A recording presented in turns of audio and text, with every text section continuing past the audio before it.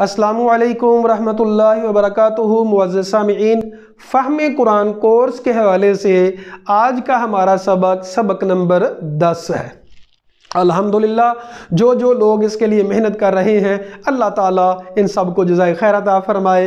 अल्लाह ताला अपनी खुसूसी जनाब से दिन दुगनी रात चुगनी तरक्कियाँ अता फरमाए। अल्लाह ताला हर किस्म के शर से हम सब को महफूज फरमाए, आमीन सुम्मा आमीन।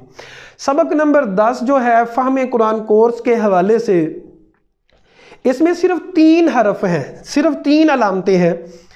लफ्ज़ के आखिर में अलिफ, लफ्ज़ के आखिर में या नून या अलिफ नून, ये 3 अलिफ नून या नून और सिर्फ अलिफ, ये 3 अलामतें जब लफ्ज़ के आखिर में आती हैं, इन तीनों का तर्जुमा एक होता है। क्या एक होता है? मतलब एक लफ्ज़ नहीं, तर्जुमा सेम होता है। क्या? 2।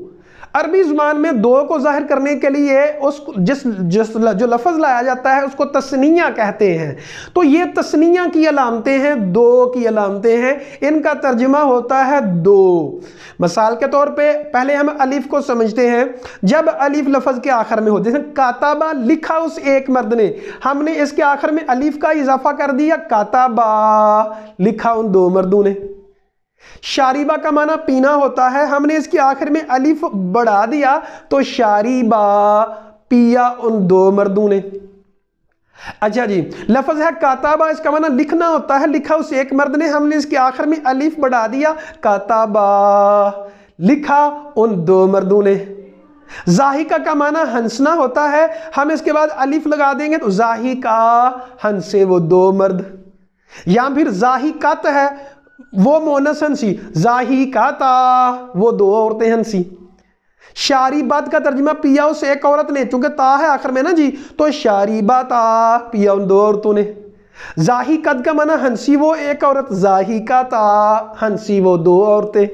तो लफ्ज़ के आखिर में जब अलिफ का इजाफा किया जाता है तो उसका माना 2 होता है। फार्मूला वही लगेगा, लफ्ज़ से हट के हो, लफ्ज़ का ये हिस्सा ना हो। अगर हम इसको हटा दें तो लफ्ज़ का कोई ना कोई खुद से मतलब हो, तो फिर जाके इसका माना 2 होता है। अच्छा जी, अब दूसरी अलामत है हमारी जी या नून। तो या नून में जैसे मुस्लिमैनी 2 मुसलमान, मोमिनैनी 2 मोमिन, मुफलिहैनी 2 कामयाब, काफिरैनी 2 काफिर मर्द, ठीक है, या काफिरतैनी 2 काफिर औरतें, शारिबतैनी 2 पीने वाली औरतें। जिस तरह अगर आप लोगों ने इसम फाइल को पढ़ा है तो इसम फाइल में इसकी डिटेल मौजूद है। कातिबुन कातिबानी अलिफ नून है, कातिबून कातिबतुन कातिबतानी कातिबातुन। तो अलिफ नून जो है ये कब 2 को जाहिर, या नून जो है, अच्छा कातिबैनी और कातिबानी एक ही बात होती है, दोनों का तर्जुमा सेम होता है।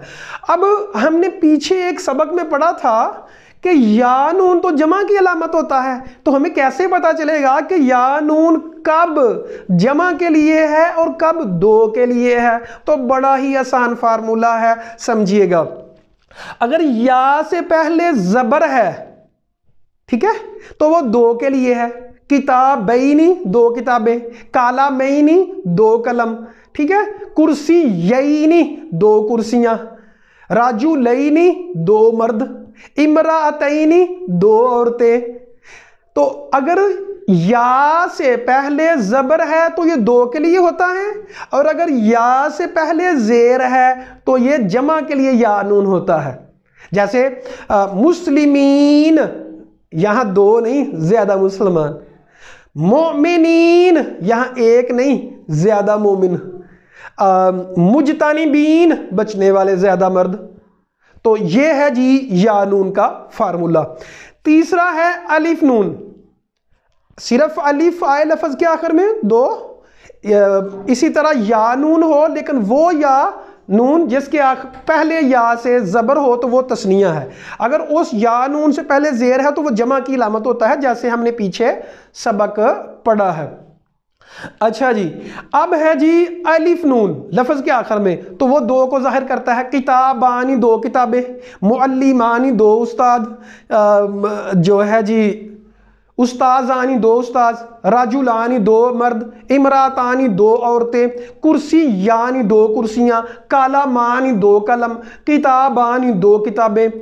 ठीक है जी। तो उम्मीद जवालैनी दो मोबाइल। तो दोबारा समझ लें, अलिफ ज़बर अलिफ लफ्ज़ के आखिर में जब आता है तो उससे दो। इसी तरह लफ्ज़ के आखिर में या नून, लेकिन ऐसा या नून जिससे पहले ज़बर होती है वो दो को जाहिर करता है, या फिर अलिफ नून किसी लफ्ज़ के आखिर में आता है तो वो दो को जाहिर करता है।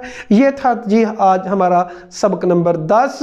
उम्मीद है कि ज़रूर समझ आई होगी, लेकिन याद रखिएगा बार बार पूछने से ज़्यादा समझ आती है, प्रैक्टिस करने से ज़्यादा समझ आती है, मेहनत करने से ज़्यादा समझ आती है।